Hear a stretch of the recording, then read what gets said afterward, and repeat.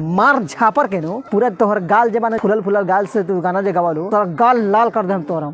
क्या बोली है रे साला कि हमार भतरा कतनो ठोकेला तब वो ना लइका होखेला। रे साला तोहर बाप सुनेगा गाना, तोहर माताजी सुनेगी गाना, तोहर भाई बहन सुनेगा गाना, तो उसको क्या लगेगा रे कि साला हमारी बहन किस रास्ते पे गई है। रे तू अपने आप को कहती है कि मैं सती सावित्री हूँ। अरे कुत्ती कमीनी नालायक औलाद साला क्या कर रही है रे साला तू? ये समाज में तू क्या फैला रही है? क्या फैला रही है तू रे कमीनी? मतलब नहीं सुधरेगी तू साला। तू खेसारी लाल को गाली देती है रे? कौन सी को सपोर्ट करती है? खेसारी लाल को गाली देती है रे? खेसारी लाल तेरा बाप न है रे साला।